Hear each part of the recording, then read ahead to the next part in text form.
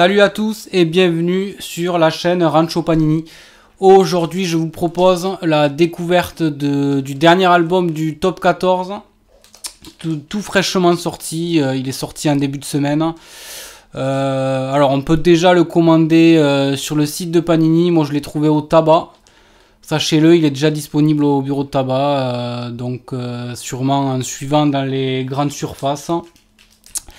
Je me suis donc procuré le starter pack, un album plus 4 pochettes, tout ça pour 4,95 €. Ensuite, on va voir le dos de ce starter pack, voilà, ça nous explique un petit peu comment est fait cet album. Alors, on a 326 vignettes à coller à l'intérieur de cet album. Je ne pense pas que la Pro D2 soit revenue, c'est uniquement du top 14. Les 4 fantastiques, pour chacune des 14 équipes, retrouvent les 4 joueurs les plus essentiels en sticker brillant. Voilà, on a un petit visuel ici. Alors on va de suite voir à quoi ça ressemble. Évidemment, on est là pour ça. J'espère que vous aimez le rugby et évidemment que vous allez faire cette collection. Alors moi j'adore le rugby, mais c'est vrai que je ne fais pas les collections rugby. Je suis très foot, mais j'aime quand même voir le rugby et voir à quoi ressemblent ces albums chaque année. Je vais vous les présenter évidemment tous ceux qui sortent chaque année. Alors on n'avait pas eu trop de détails concernant la sortie de cet album. Moi j'en avais pas du tout entendu parler. J'ai rien vu sur les réseaux. Je sais pas si vous avez vu passer des choses. Alors, premièrement, la couverture d'album. Bon, ben moi déjà, je la trouve vraiment sympa. La couleur est sympa. Les joueurs de chaque équipe, les top joueurs de chaque équipe sont mis en valeur. Évidemment, on retrouve Antoine Dupont en plein centre. C'est lui le joueur le plus gros. On a des Penaud, on a des merde, j'ai bouffé son nom. Bon, voilà. Si vous suivez le rugby, vous connaissez tous ces joueurs. La pochette va reprendre exactement la couverture de cet album. Voilà, on est sur 90 centimes par pochette. Alors ça aussi, je voulais revenir avec vous. Ça fait un petit moment qu'on est bloqué à 90 centimes. Et sur les compétitions nationales, internationales plutôt, on est sur 1 €. Bon, on verra l'année prochaine pour la Coupe du Monde. Pas l'année prochaine, l'année d'après, du coup, 2026, si les pochettes vont augmenter. Petit aparté rapide pour ceux qui demandent l'album de la Champions League. Sachez que pour l'instant, il n'y a pas d'infos qui sont sorties concernant la date de sortie, mais il est très attendu pour ce mois de novembre. Alors, les pro tops disent que normalement ça devrait sortir fin novembre. Voilà. Là aussi, gros manque de communication de la part de Tops. On a juste vu quelques visuels. D'ailleurs, je vous invite à aller les voir sur l'onglet communauté si vous les avez pas vus. J'ai posté quelques visuels concernant la couverture de l'album. Ensuite, concernant l'album de la Ligue 1, c'est pareil, on n'a pas d'infos pour l'instant, mais normalement, chaque année, ça sort au mois de décembre. Alors, je pense qu'on va s'en tenir à ça. L'album devrait sortir en décembre. Voilà, allez, on va de suite découvrir à quoi ressemble cet album sur le rugby. Comme je vous disais, bon, moi, la couverture, je la trouve vraiment sympa. Allez, il va manquer quoi? Peut-être le bouclier de Brennus qu'on devine derrière, mais il va peut-être manquer ça en fond. Voilà, si on est vraiment chiant. Voilà, le Super Moscato sur RMC tous les jours de 15 h à 18 h. Un petit peu de pub pour RMC. L'album il coûte 3,50 € si vous voulez l'acheter tout seul. Allez, on commence de suite. La classique table des matières avec le sommaire, les symboles, les nationalités représentées, un petit peu de pub pour le site de Panini, les clubs que nous allons retrouver évidemment, le calendrier, voilà le calendrier du top 14 avec, je suppose, le bouclier de Brennus en sticker numéro 1. Voilà, les matchs aller, les matchs retour, bon, c'est pas mal. Qu'est-ce qui va manquer? Peut-être de quoi inscrire les scores nous-mêmes. Allez, ensuite, on attaque avec l'équipe de Clermont. Alors, 2 doubles pages concernant les clubs. On reprend évidemment toutes les couleurs de chaque club. Vous le savez, Clermont joue en jaune et bleu. On va voir le fanion, on va voir le maillot.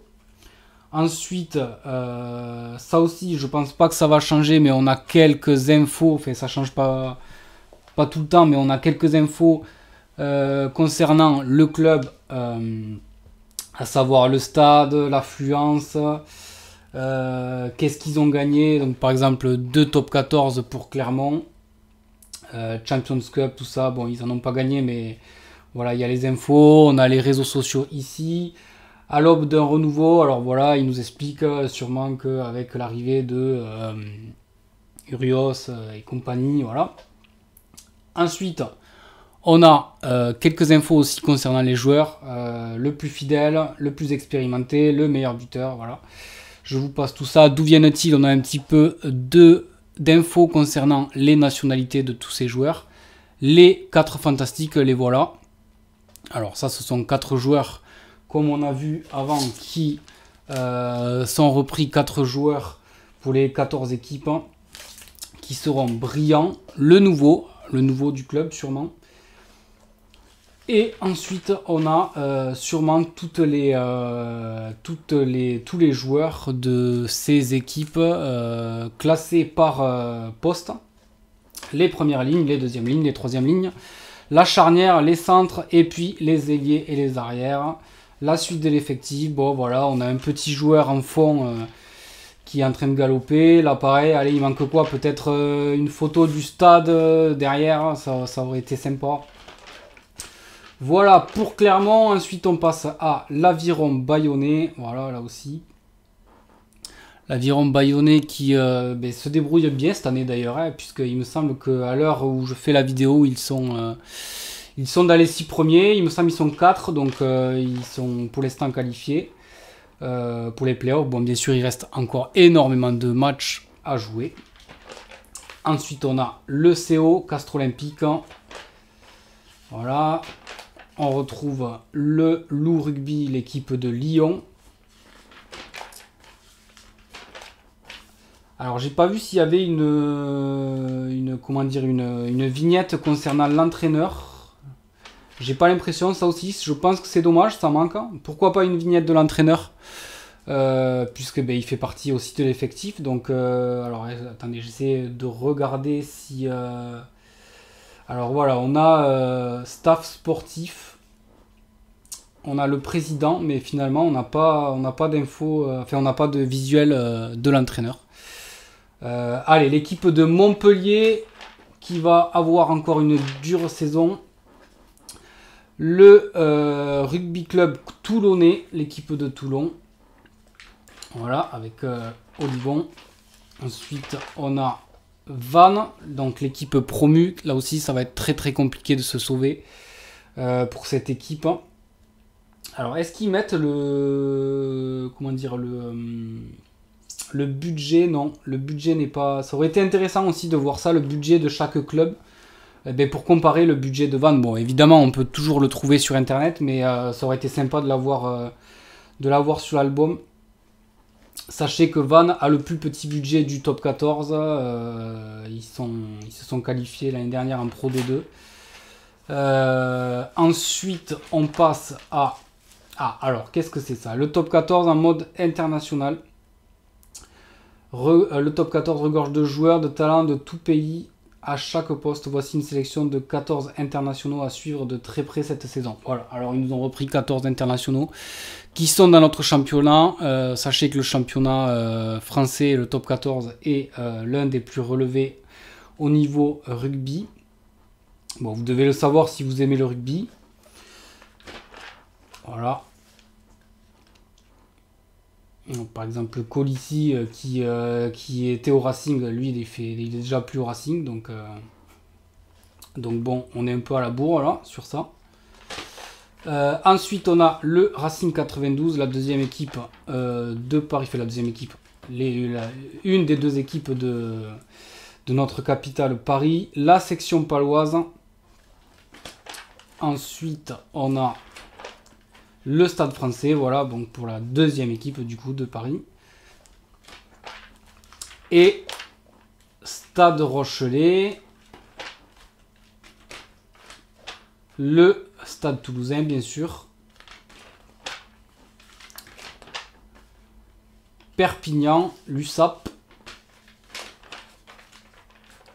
et l'Union Bordeaux-Bègles, me semble-t-il, c'est la dernière équipe, voilà, l'Union Bordeaux-Bègles avec Poirot.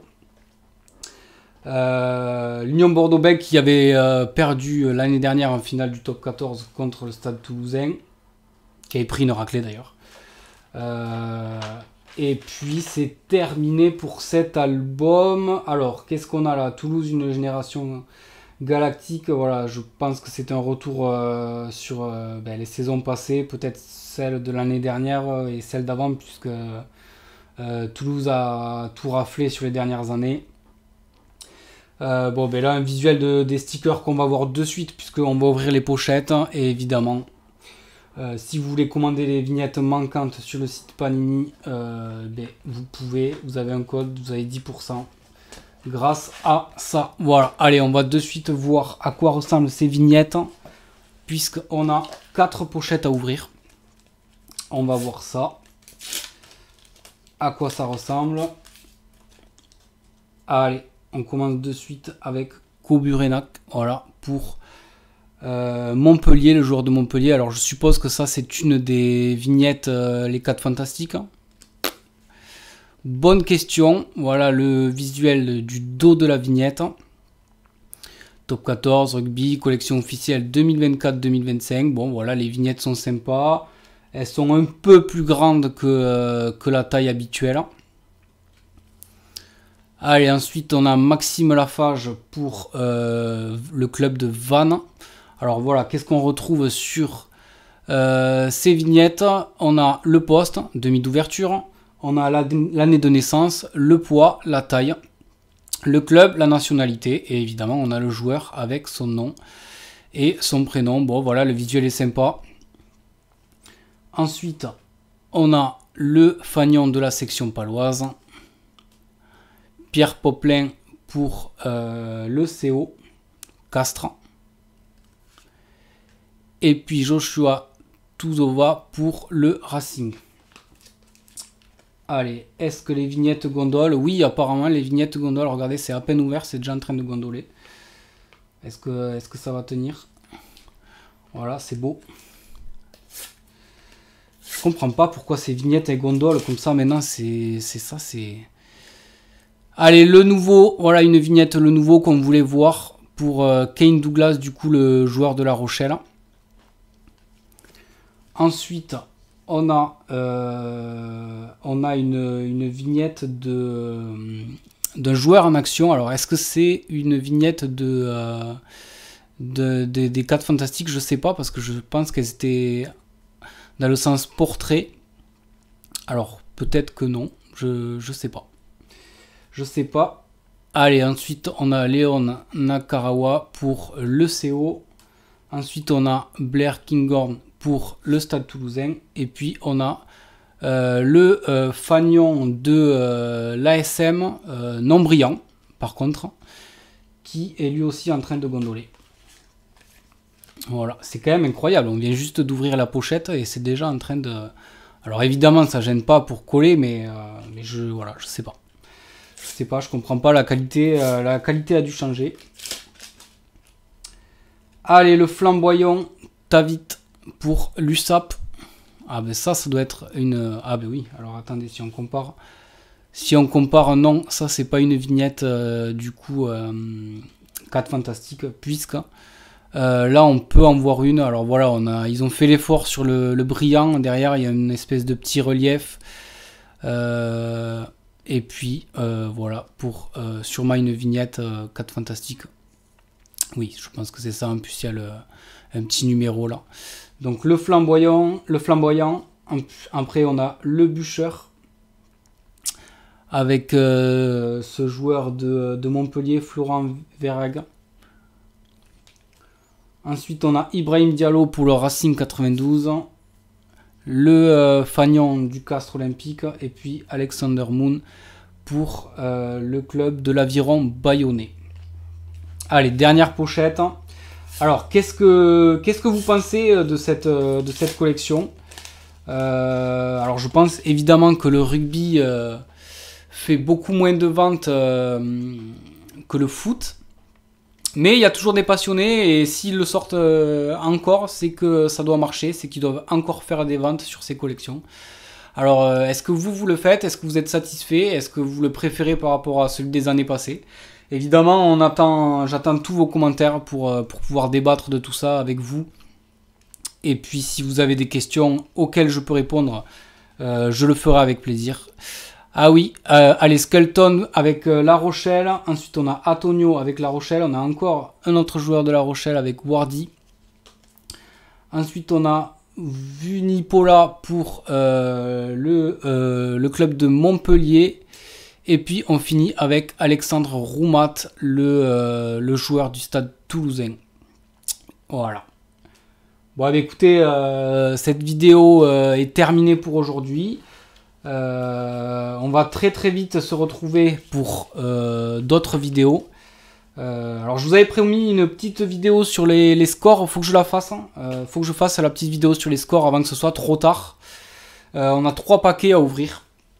Donc je vais essayer de vous le faire rapidement, peut-être dans la semaine, alors on va voir ça. Allez, je vous dis à bientôt et merci.